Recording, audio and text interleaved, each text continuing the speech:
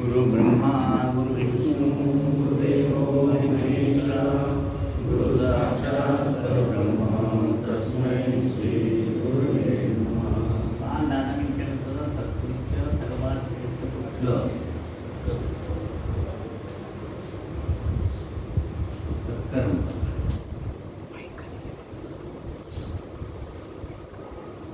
एकोणीस माध्यमांनी विकसित झाल्यावर त्यात समाधानी राहणे.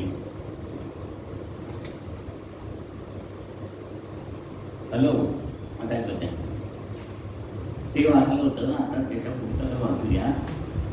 आज तुमची 19 माध्यम आज तुमची 19 माध्यमं जी आहेत ही माध्यमं जोपर्यंत समाधानी असू शकत नाही आणि त्या समाधानामध्ये समाधानी असणे म्हणजे समाधी. समधारकी, दोन्हीकडे समधारकी म्हणजे दुःखात आणि सुखात सारखं राहायचं. दुःख झालं की कुठून जायचं नाही आणि आनंद झाला नाही. दोन्हीकडे समधारकी म्हणजे समाधी. प्राण निघून गेला आणि हे समाधीस्थ झाले व तिकडच्या चौकात एक तुकडा टाकावून बसले म्हणजे समाधानी नव्हे. हे आज मुद्दाम तुम्हाला का सांगतो तर समाधान कसे प्राप्त करायचे होते. समाधान प्राप्त होण्यासाठी जोपर्यंत दैहिक विकास होत नाही व हे 5 कोश जोपर्यंत एकमेकाशी एकरूप होत नाही तोपर्यंत समाधान ही अवस्था आपण प्राप्त करू शकत नाही. म्हणजे संबंध रक्त पॉझिटिव्ह एनर्जीनी परिपूर्ण व्हायला पाहिजे. हे 5 कोश रक्तमय आहेत. त्या 5 कोशातच 19 माध्यम आहे. समजलं? जी आज गुरु जोपर्यंत एकमेकाशी एकरूप होत नाही तोपर्यंत समाधान ही अवस्था आपण प्राप्त करू शकत नाही. जी आज गुरु कृपेने तुम्हाला प्राप्त झाली आहे झाली आहे ती टिकवणे व समाधानी असणे म्हणजे प्राप्त परिस्थिती मिळते त्या समाधानी असणे. म्हणून सुरुवातीला पहा, कंपॅरिझन करायचं नाही. नवनाथांच्या पारायणाला 2 तास लागत होते. तिथून आता तुम्हाला फक्त 30 मिनिटाच्या साधनेपर्यंत आणले. याचे कारण काय? त्यावेळेला 2.5-3 तास नवनाथ पारायण करणे ही क्रिया होती. आता या सगळ्यात श्रेष्ठ सत्कर्म म्हणजे असे की जी आपल्याला आज 19 माध्यमांनी आणि पंचप्राण कोशांनी युक्त अशी जी दैहिक व आत्मिक अवस्था व त्या अवस्थेत आपण समाधानी असणे हे सगळ्यात मोठे सत्कर्म आहे. ते सत्कर्म तुमच्या ठायी असल्याशिवाय तुम्हाला सत्कृत्य कदापिही करता येणार नाही. आता दुसरा महत्त्वाचा भाग म्हणजे महाकारण दीक्षेपर्यंत तुम्हाला तुमच्या नित्याच्या उपासनेमध्ये मला जे जे काही आवश्यक आणि तुमच्या दृष्टीने पोषक असे बदल करणे अत्यावश्यक होते तेवढे सगळे यथोचितपणे करून झालेले आहेत. म्हणजे आता नवीन शोध काही करायचं नाही. अर्धा तासाची साधना तुम्हाला निवारण म्हणून कायमची दिली आहे. बस त्याच्यामध्ये कमी करायचं आहे किंवा जास्ती करायचं असं काहीही नाही आहे. ती जेवढी तुम्ही व्यवस्थित कराल तेवढे तुम्हाला अनुभव लवकर येते. आता त्यामध्ये अधिक काही वाढ करावयाची किंवा काही कमी करायचे असे काहीही आता शिल्लक नाही.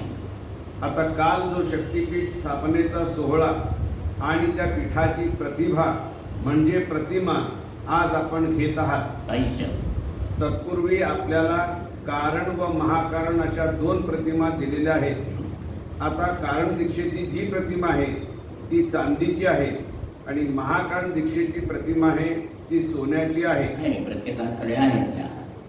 जी चांदीची कारण दीक्षेची प्रतिमा आहे हे काय आहे तर त्या प्रतिमेमध्ये मानवी जन्म प्राप्त झाल्यानंतर जन्माचे सार्थक होण्याचे जे जे काही साधन विमोचनादी विधी म्हणून सर्व वेदांतांनी किंवा सर्व धर्मग्रंथांनी जगतातल्या सांगितले आहे त्या सर्व शास्त्रातले सार हे त्या प्रतिमेत आहे. हे बघा, आता जीवनाचे सार म्हणजे बरेच तुला सांगून झाले. ही पृथ्वी हे पहिल्या 3 लोकांपासून अतिशय अवघड आहे. यालाच बहुत साधन म्हटले. बहुत साधन गेला कमीत कमी 360 वर्ष आणि जास्तीत जास्त हजारो वर्ष इथं गुरु केल्याशिवाय ह्या 3 लोकातून सुटका होत नाही. म्हणजे जीवनाची सार्थकता मेल्यानंतर चौथ्या लोकात जायला पाहिजे.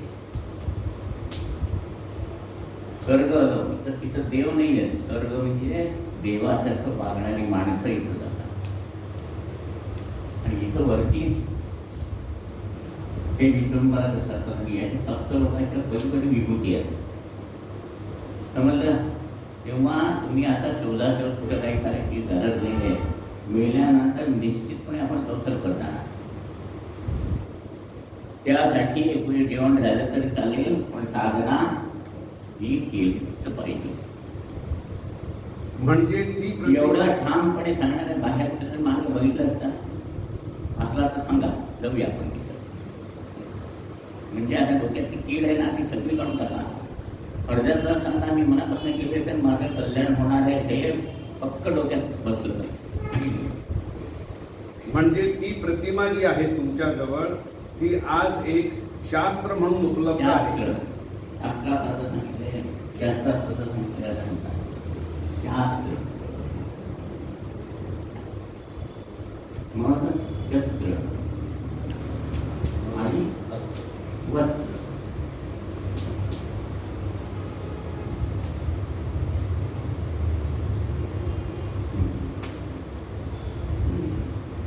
म्हणजे ती प्रतिमा जी आहे तुमच्या जवळ ती आज एक शास्त्र म्हणून उपलब्ध आहे. समजले हे वाक्य? आता ते शास्त्र जे आहे की ज्या शास्त्रातल्या साधन पद्धतीने जन्माला आलेल्या व्यक्तीला आपल्या जीवनाचे सार्थक करून घेता येते. अशासाठी जसे डॉक्टर जरी असला तरी त्याला ऑपरेशन करण्यासाठी पोलादाचे शस्त्र वापरावे लागते.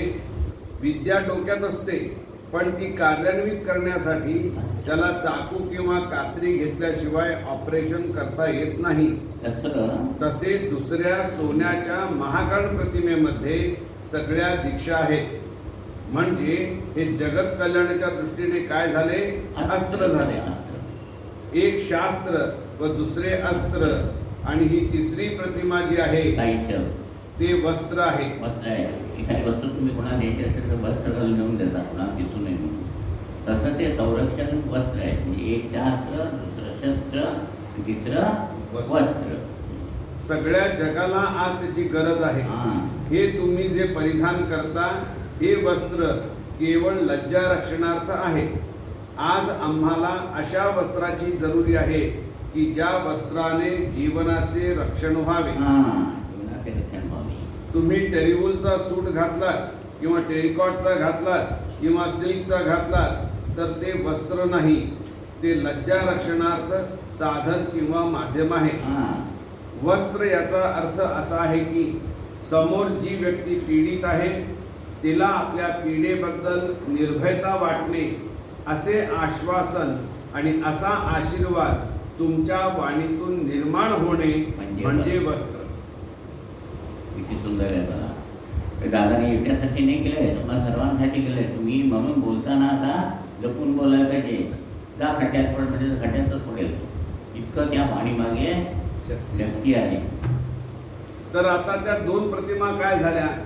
एक शास्त्र झाले व एक अस्त्र झाले व ही तिसरी प्रतिमा म्हणजे साईशक जी आहे हे वस्त्र झाले. शास्त्र व अस्त्र यांनी तुम्ही जीवन जे आहे ते साकार केल्यानंतर त्या जीवनाला झाकले गेले पाहिजे. ते एवढ्याचसाठी की त्या जीवनाला आसमंतातल्या दोषांनी पुनश्च पीडा करू नये. म्हणून सांगितले दादा, साई शक्तीमध्ये एवढी पॉवर आहे, कुठलीही वाईट शक्ती तुमच्या घरात किंवा तुमच्या शेतावर फिरत नाही. म्हणजे उगीच मग घाबरायचं नाही. हे झालं असेल का, ते झालं असेल, ते असं का तसं. हे डोकंही नाही बंद ठेवायचं. विचार नेहमी चांगले पॉझिटिव्ह ठेवायचे. म्हणून ते वस्त्र असे अभेद्य पाहिजे, कवचासारखे, की जरी विश्वातल्या अन्य विश्वातून काही प्रतिकार प्रहार त्याच्यावरती झाला तर त्या वस्त्रातून त्याचा प्रतिकार व्हावा. म्हणून त्या प्रतिमेमध्ये तीनही पंथांचा म्हणजे दत्त, नाथ आणि सूफी यांचा समावेश केला आहे की जगतातली एखादी अन्य शक्ती तुमच्या नाशाला कारणीभूत व्हावी म्हणून तुमच्याकडे प्रवाहित होण्याची इच्छा करेल तर तिचे सामर्थ्य नाही. असे ते अभेद्य कवच की ज्याच्यामध्ये दत्त, नाथ, सूफी या 3 पंथांनी फक्त समाज कल्याण केले. बाकीच्या सर्व पंथांनी व्यक्तिगत म्हणजे स्वतःच्या पोटापुरते, स्वतःच्या स्वार्थासाठी व स्वतःच्या मुक्तीसाठी सर्व काही केले. अशा या 3 गोष्टी झाल्यानंतर ज्या दैहिक माध्यमातून हे सगळे तुम्हाला प्राप्त होते, त्या प्राप्त जन्माचा उदय ज्या वेळेला आई उदरामध्ये होत असतो त्यावेळेला आईच्या उदरामध्ये जेव्हा गर्भधारणा होती त्यावेळेला ते बीज असे असते.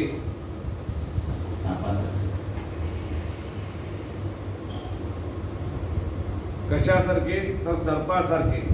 तसा तो शेष आहे म्हणजे कुंडलिनी.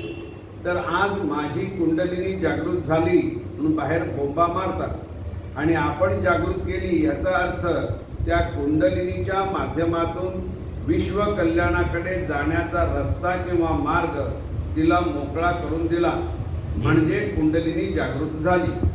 तर हे 3 जे सर्व आज आपण प्राप्त करते झालात. आता आज तुमच्या त्या कुंडलिनी माध्यमातून जगताला देण्यासाठी पुढे कार्य व्हायला पाहिजे.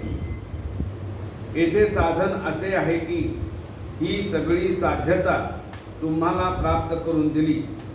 समजा आता ही एक गोळी आहे, ती तुम्हाला मारायची आहे. आता एक्सप्लोसिव्ह कशात आहे तर गोळीत आहे, परंतु ती बंदुकीत घातल्याशिवाय मारता येत नाही. तसे या 3ही प्रतिमांमध्ये जे सामर्थ्य शास्त्र, अस्त्र आणि वस्त्र म्हणून जगताला द्यावयाचे आहे ते बंदुकीमध्ये म्हणजे त्या शेषामध्ये घातल्याशिवाय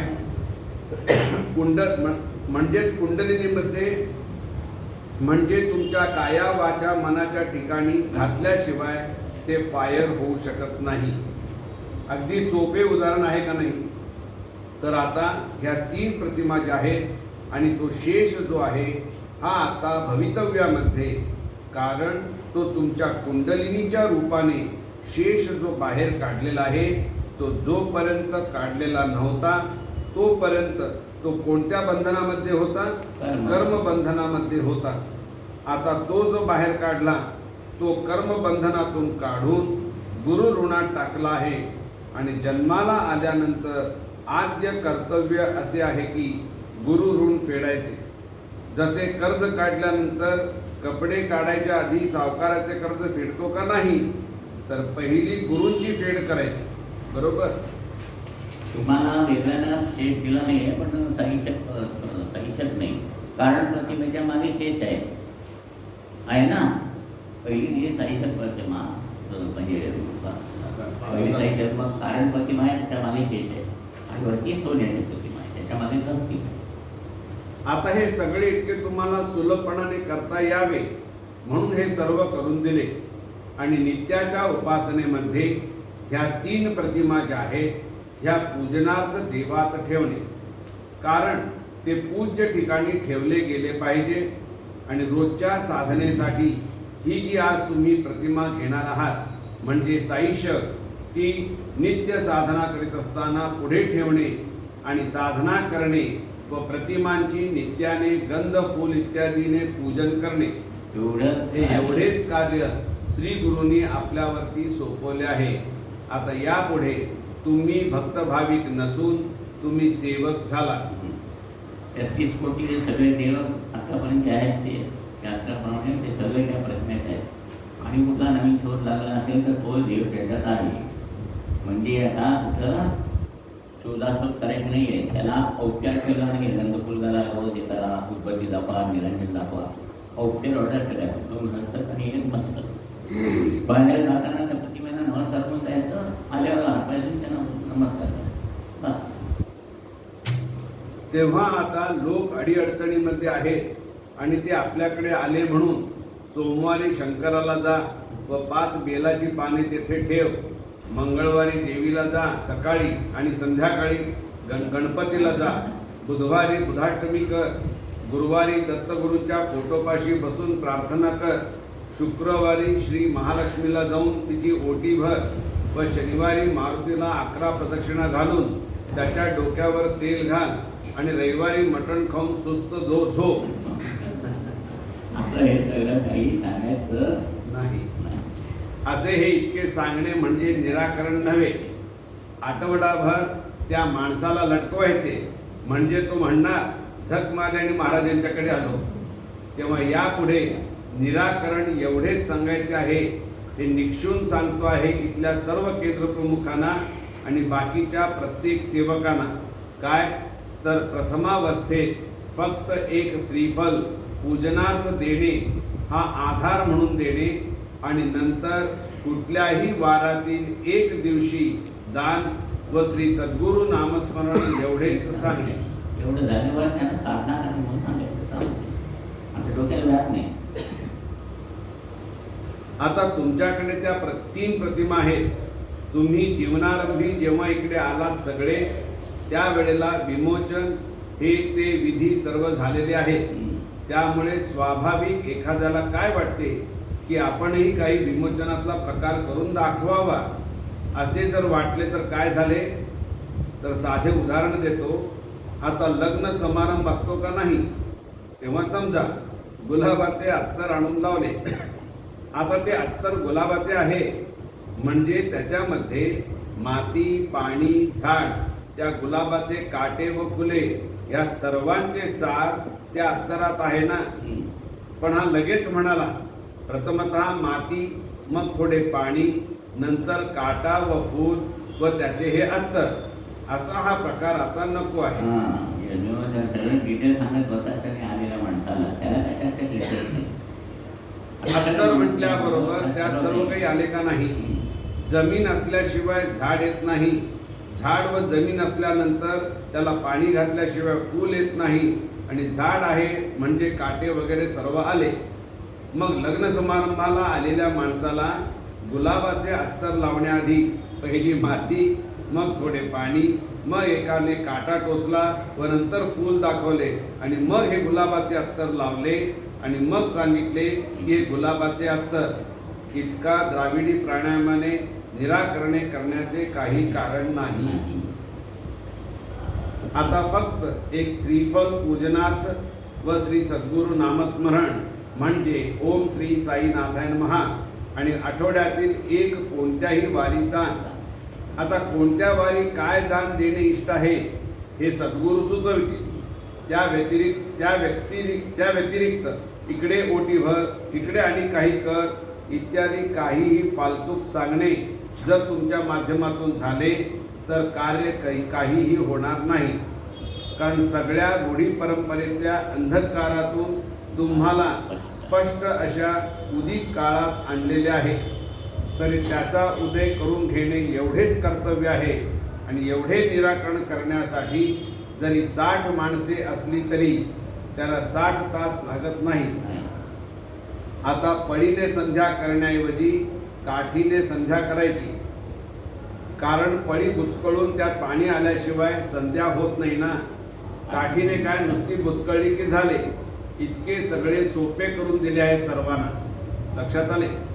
आता शेवटी एक महत्त्वाचे सांगायचे म्हणजे आज्ञा हा एक शब्द आहे. प्रामुख्याने आज्ञा हा शब्द जो आहे हा आपल्या स्वार्थाचे असले म्हणजे आज्ञा असते व इतर वेळी आज्ञा नसते असे आहे का. दुसऱ्याकडून पैसे घ्यायला आज्ञा आहे परंतु दुसऱ्याच्या घडीला पैसे द्यायचे म्हणजे गुरु आज्ञा नाही. असली दुवाबाजी येथून पुढे बंद करणे आणि जे मिळेल त्यात 1% न ठेवता त्यातला अर्धा टक्का जाईना का फायदा त्याला. तुम्हाला करायचे काय ते घेऊ नका. नाहीतरी नंतर तुम्ही कुठल्या तरी आश्रमालाच देणार. कारण बायका मुले कोणी नाही म्हणून आत्ताच कमी कमिशन घ्या. पण त्या आश्रमातल्या पैशाकडे जर तुम्ही गेलात तर माझ्या वाटणीला येणार नाही ना पुढच्या जन्मी. तर आता मुद्दाम त्या प्रतिमांबद्दल इतके महात्म्य सांगितले आहे. आता यापुढे सांगण्यासारखा विषय काही नाही. ह्या 8व्या संमेलनाचा समारोप हा इतका अनपेक्षितरित्या झालेला आहे, म्हणजे हे सर्व ते करवून घेतात.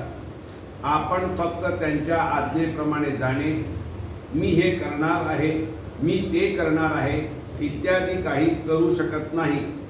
मला दाढी करायची म्हटले तरी वस्त्रा लागतो.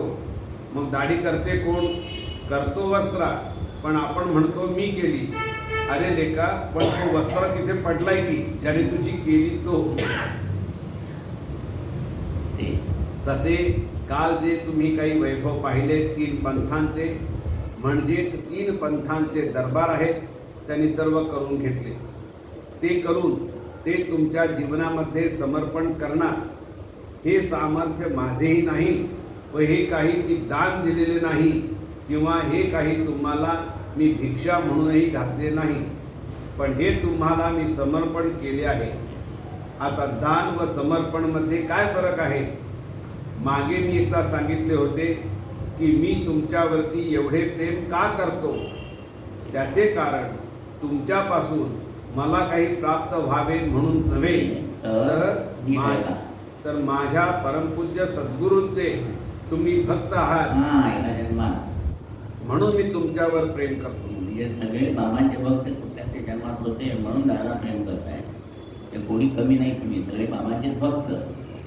आजही तीच स्थिती आहे व त्याच सद्गुरूंची तुम्ही लेकरं आहात म्हणून मला त्यांनी जे दिले तेच मी तुम्हाला समर्पण करणार. इतकी पूज्यता त्या भावनेत आहे. तेव्हा आता इथे उपस्थित जे आहेत त्या भक्त भाविकांनी आपापल्या जागेवरतीच बसावे. ज्यांची नावे नाही त्यांनी नमस्कार करून सरळ बाहेर जावे व पुनश्च जातेवेळी मला नमस्कार करण्यासाठी येण्याचे कोणालाही काही कारण नाही आणि मी नमस्कार घेणार नाही. तेव्हा इथे नासाईश प्रतिमा घेणारे किती आहेत तेवढ्यानीच बसावे व उरलेल्यांनी पटकन उठून नमस्कार करून बाहेर जाण्यास हरकत नाही. एवढं झालं, एवढं झाला. आता फक्त ते दादाच्याकडे हे यायचे रावण, त्यांनी थोडेसे शेर सांगितले ते वाचून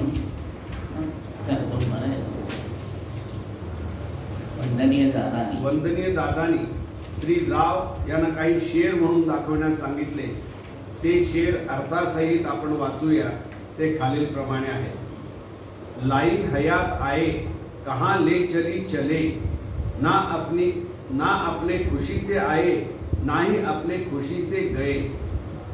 आम तौर पर ये समझा जाता है कि हम जब पैदा होते हैं ये पैदा होने में कोई बात नहीं, कोई बात नहीं मतलब कोई कारण नहीं, कोई उद्देश्य नहीं, कोई हेतू नहीं. परंतु वंदनीय दादांच्या पायाशी आल्यानंतर निदान आम्हाला हे समजायला लागले की जन्माला येण्याचे काही कारण आहे, हेतू आहे. आणि असे ज्या वेळेला समजले त्यावेळी जहाँ हम पैदा हुए जहांगीर को पाने के लिए, मगर दुश्मन यूं सर पर आके बैठे जान लेने के लिए. ईद के थे चांद हम जब इस जमी पर आ गए, दुआ मिला किस्मत खुली 14वीं के हो गए. मतलब यह है की पौर्णिमेचा चंद्र काही आपण झालो नाही, पण पौर्णिमेचा चंद्र फक्त सद्गुरूच.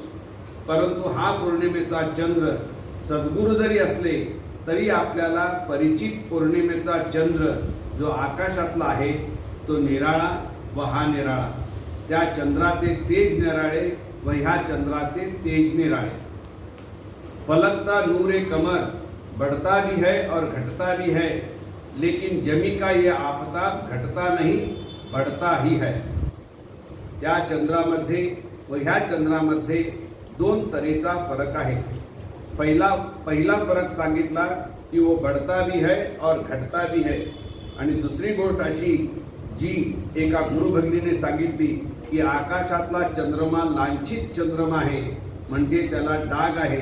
परंतु सद्गुरु रूपी चंद्रमा हा लांछित चंद्रमा नाही आहे, तर साऱ्या जगाची जी अडचण असेल ती दूर करणारा असा हा चंद्रमा.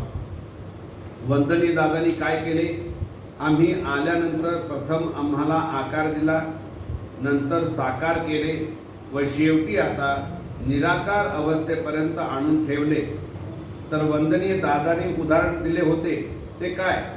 मिट्टी है जरूर है, मगर क्या रख सकते हैं उसमें पानी? मगर उसका जब तक घड़ा न होगा कहाँ प्यास की निगरानी. वंदनीय दादांनी हा एक सिद्धांत सांगितला होता घराण्यातील दोषांबद्दल, व तो सिद्धांत असा होता की जर पिढ्यानपिढ्यातले दोष सहज प्रवाहित होऊ शकतात तर पुण्यही का प्रवाहित होऊ नये. म्हणून हा खालील शेर आहे. पुस्त बा पुस्त घर चली आती है, कमजोरियां खानदान की, बता क्यों नहीं चली आएगी दुआएं मेहरबान की.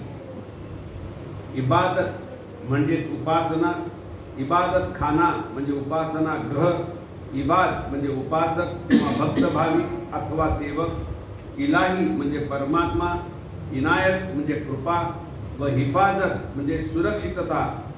तर आता ह्याच्याबद्दलचा शेर. इस इबादत खाने में इबाजों की इबादत है, इलाही की इनायत है, हिफाजत का फिर क्या कहना, हिफाजत ही हिफाजत है. रहमत रहीम की और ताकते कुदरत की मालिक ने मिलाई हम में, तभी हम ताकतवर हो बन गए. बात यह है जो दिया जलता है पारमार्थिक अवस्था में, तो मालिक जो देते हैं निरपेक्ष और निस्वार्थ भाव से इसी तरह से देते हैं. देने वाला देता है सभी को देखकर एक नजर, लेने वाला ही बेनजर हो तो पड़ोसी की क्या लगेगी नजर. यानंतर जमाना खूब सीखा अब तक, जरा जमाना भी देख ले, हाथ खूब फैलाया अब तक, जरा बढ़ाना भी देख ले. जमाना म्हणजे टू कलेक्ट किंवा जमविणे. अर्थ अभी जो जिम्मेदारी हम लोगों के सिर पर दी गई है कि जो कोई दूसरा अनाथ है तो मोहब्बत आपने हम पर की है, उसी तरह की मोहब्बत वो चाहते हैं कि दुनिया के ऊपर करे. कश्ती है गर्दिश में उनकी, ये पुकारे या खुदा, मर्ज हो साहिल हो तू ही बन जा ना खुदा. याचा अर्थ त्यांची नाव समुद्रात तुफानामध्ये अडकली आहे, परमेश्वरा धाव म्हणून ते ओरडत आहेत. मर्ज म्हणजे तरंग, समुद्र लहरी, आणि साहिल म्हणजे किनारा, समुद्र किनारा. आता त्यांची नाव समुद्रात असो किंवा किनाऱ्यावर असो, पण कित्येकांना किनाऱ्यापर्यंत येऊन सुद्धा त्यांचा विध्वंस झाला आहे. म्हणून मर्ज हो साहिल हो तू ही बन जा ना खुदा. देना कुछ और है और लेना कुछ और है, और कुछ औरों का लेना देना है तो और ही कुछ और है. अर्थ देना कुछ और ये देना कुछ और है मतलब ये, म्हणजे वंदनीय दादा म्हणाले देना आसान है लेकिन संभालना मुश्किल है. अब देना आसान हम आम लोगों को नहीं, आपके लिए आसान है. कारण मानवी प्रवृत्ती अगदी लहान मुलापासून ते सम्राटापर्यंत काहीही न देणे अशी मूळ प्रवृत्ती किंवा टेंडन्सी ती अशी की समजा लहान मुलाला जरी म्हटले की काय रे खाऊ खातोस का, मला जरा दे ना, नाही हे लहान मुलाचे झाले. परंतु श्रीकृष्ण कौरवांकडे म्हणजेच दुर्योधनाकडे शिष्टाई करण्यासाठी गेले व फक्त 5 गावे द्यावी म्हणून सांगितले. यावर सुईच्या अग्रा एवढी सुद्धा जमीन देणार नाही पांडवांना. ही टेंडन्सी देना आसान. आणि दुसरी गंमत अशी की वंदनीय दादांनी सांगितले संभालना मुश्किल है. आता आपण वचन असे ऐकतो की देणाऱ्याचे हात हजार किंवा अनंत हस्ते कमलावराने, देता किती घेशील दो कराने. परंतु वंदनीय दादांच्या दरबारात न्याय उलटा झाला. नाथांच्या घरची उलटीच फूट, किंवा वळचणीचे पाणी आढ्याला गेले, किंवा बकऱ्या पुढे देव कापला इत्यादी आपण ऐकतो. परंतु इथे वंदनीय दादांकडे हस्तद्वये देता सहस्त्र हस्ते न ये संभाळिता अशी परिस्थिती आहे. देना कुछ और है और लेना कुछ और. हजरत जमनी म्हटले आहे, हे खुदा के बंदे, खुदा अपनी खुदाई भी दे दे तो बस नहीं कहेंगे. म्हणजे पट्टीचे घेणारे असे. आता और कुछ औरों का लेना देना सामान्य गोष्ट असेल तर गोष्ट निराळी, परंतु वंदनीय दादांनी जे आपल्याला दिलेले आहे ते अनकॉमन आहे, एक्स्ट्रा ऑर्डिनरी आहे किंवा समथिंग प्रेशियस. तो और ही कुछ और है, म्हणजे परवा कराडला जी घटना घडली तशी घटना जगाच्या इतिहासात अजूनपर्यंत घडलेली नाही. वंदनीय दादांनी पहिल्या मुलाखतीत सांगितले होते की संत आपल्या जीवनकालामध्ये तेवढे कार्य करू शकत नाही जेवढे कार्य त्यांच्या मरणानंतर होते, परंतु वंदनीय दादांनी आपल्या जीवनामध्येच म्हणजे जिवंतपणी याची देही याची डोळा सर्व करून दाखवले. त्या दिवसाची अवस्था वंदनीय दादांनी आपल्याला सांगितली. कशी होती अवस्था? जी माणसं त्यांच्याजवळ होती त्यांना माहीत आहे दादा स्वस्थ बसलेले होते, देह थंड, समोर अंधार आणि त्यांचा प्राण बाहेर काढला, अशी ती अवस्था. पलकर गुमसुम अहले जहां में रूह चली है अनल ए दिल में खैर ख्वाही है हमारी, तभी तो ये सब कुछ किया मालिक, क्या कहूँ तेरी अहलियत. पलकर म्हणजे शरीर, अहलियत म्हणजे अधिकार. ही घटना आता सांगितल्याप्रमाणे अगदी आश्चर्यकारक आहे. केवळ आश्चर्य नव्हे तर आश्चर्यातले आश्चर्य म्हणजे आत्तापर्यंत जी आश्चर्य झाली ती मानवनिर्मित आश्चर्य, परंतु हे असे आश्चर्य की परमेश्वराने देखील तोंडात बोटं घालावी की हे काय आहे म्हणून. खुदा ने भी न देखा था अब तक करिश्मा यू करामत का, फरिश्तों ने सद्दा कर दी देखकर तेरा सफर का कयामत का. सद्दा म्हणजे नमाज पढण्यामधील एक क्रिया की ज्याच्यामध्ये हात पाठीमागे घेऊन मस्तक जमिनीवर टेकले जाते. खुदा ने आसमान से जमी पे देखा, हमसे भी बढ़कर कोई बड़ा इंसान इस दुनिया में है, पता लगा हमसे कोई बढ़कर इस दुनिया में है, लेकिन वो इंसानियत का बंदा है. यानंतर एका गुरुबंधूंची मुलाखत. आता सर्व सोहळा हा झालेला आहे. जे काय सांगायचे ते सांगितले गेले आहे. आता जे आपण प्राप्त करायचे हे आपण ठरवले नसून आपल्या सर्वांना त्यांनी केव्हाच दिले आहे. कुठलीच अपेक्षा ही न करता आपण इथे सेमिनारला आलेले आहोतो. सुरुवातीच्या पहिल्या दिवसापासून ते वंदनीय दादा येईपर्यंत कसे होणार, काय होणार याची जरी चिंता नव्हती तरी जबाबदारीची जाणीव व कार्याला विशिष्ट अशी गती जी पाहिजे ही कशी येणार. परंतु श्री सद्गुरूंनी आपल्या ह्या भक्तांमधून ती शक्ती प्रकट करून हे कार्य निर्विघ्नपणे, निश्चिंतपणे व निश्चितपणे असे करून घेतले आहे. एक प्रचिती म्हणून त्यांच्याच योजनेचाच तो एक भाग होता आणि तो अनुभव तुम्हाला आम्हाला आलेलाच आहे. आता मी जास्ती वेळ घेत नाही. प्रत्येकाने जे सहकार्य केले व हे कार्य आपलेच आहे व आपणच ते व्यवस्थितपणे केले पाहिजे अशी जबाबदारीची जाणीव सुरुवातीपासून म्हणजे पहिल्या दिवसापासूनच घेतलेली आहे. आणि अशा त्या जाणीवेमुळे हे कार्य व्यवस्थित पार पडले. प्रत्येकाला असे वाटते आहे की इथे व्यक्ती अशी कोणी नसून एक शक्ती काम करते आहे किंवा सामुदायिक शक्ती कार्य करीत आहे. ह्या भावनेत आजपर्यंत 10 दिवस कसे गेले हे कळलेच नाही.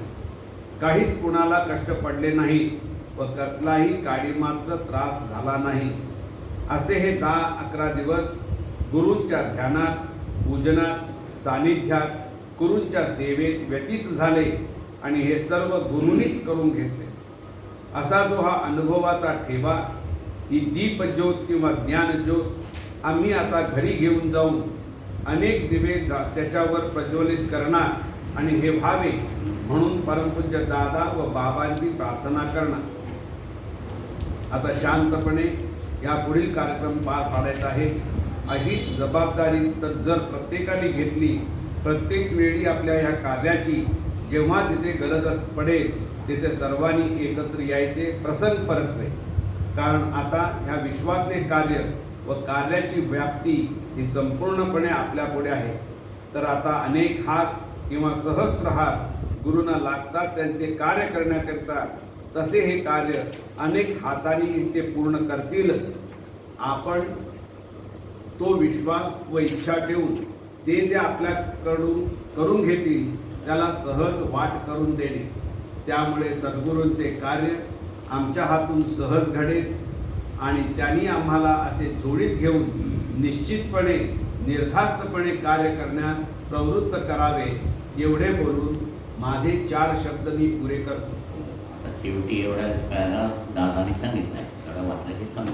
वंदनीय दादा, अडीअडचणी प्रित्यर्थ आणि आपल्याकडे येणाऱ्या व्यक्तींना मार्गदर्शन हे झाल्यानंतर त्यांची जीवनाबद्दलची एक मूलभूत धारणा जी असते की केवळ या जगतातल्या ऐहिक सुखाचा लाभ घेण्यासाठीच आपला जन्म झालेला आहे, ह्याच एका प्रश्नाबद्दल ते आतुर असतात. अशांना जीवनाचे मूल्य काय याबद्दल तत्वज्ञान आणि त्याबद्दलचे 4 शब्द तुम्ही सांगू शकाल एवढा मला निश्चित आत्मविश्वास आहे की ज्या अर्थी मी तुम्हाला निराकार आणि तिकडे प्रतिभा अवस्थेमध्ये नेले आहे त्या अर्थी तुम्ही 4 शब्द त्याच्या हितार्थ सांगू शकाल. आजपर्यंत तुम्ही मुलाखती ऐकल्यात व वेळोवेळी येथे त्या सर्व मुलाखती संबंधी जे तक्ते दिले आहेत त्या तक्त्यांच्या प्रती तुम्हाला अभ्यासार्थ एकत्र करून दिले आहेत की केवळ घरी ठेवण्यासाठी दिले नाहीत. तेव्हा तुम्हाला सुलभ असा मोकळा वेळ व शांतता असेल तेव्हा प्रत्येक तक्ता पाहून आपण काय श्रवण केले ह्याचे मनन करून तुम्ही पुढे ज्ञानी व्हायचे आहे आणि इतरांना द्यायचे आहे. हे लक्षात आले का? तर आतापर्यंत हे सर्वांना दिले आहे. जसे ईश्वराने तुम्हाला काही देण्यासाठी माझी योजना केली ही जरी असली तरी एका व्यक्तीला काही योजना ज्या असतात त्या साकार करता येत नाहीत. जे काही तत्वज्ञान मी शब्द रूपाने वाणीतून व्यक्त करीत होतो तेच तत्वज्ञान आकार रूपाने साकार करून किंवा साकार करण्याचे कार्य आपले गुरुबंधू श्री संतोष ठाकूर यांनी अत्यंत परिश्रमपूर्वक करून हे सर्व चार्ट्स आपल्याला दिले आहेत. हा एक केवळ त्यांच्या माध्यमातून तुम्हाला मिळालेला गुरुप्रसादच आहे. ही दृढ श्रद्धा ठेवून ते तक्ते जे आहेत हे नुसते तक्ते नसून हा अनादी अनंत कालाचा पुनश्च पुनर्जीवित झालेला वेदांत आहे असे समजून तो ठेवा. तुम्ही जतन करून तो इतरांना द्यावा. कळले काय ते? जसे ग्रामोफोनच्या रेकॉर्डची एक कॉपी काढल्यानंतर मग जशा हजारो रेकॉर्ड्स निघतात तसे हजारो सेवक ह्या जगतात तयार व्हावेत. तर हे तक्ते केवळ ठेवण्यासाठी दिलेले नाहीत तर ते अभ्यासण्यासाठीही दिलेले आहेत. त्यामध्ये माझेही परिश्रम आहेत व त्यांचेही परिश्रम आहेत आणि त्यासाठी त्यांनी जे परिश्रम घेतले त्याबद्दल त्यांचा मी आभारी आहे. शुभम. सच्चिदानंद सद्गुरू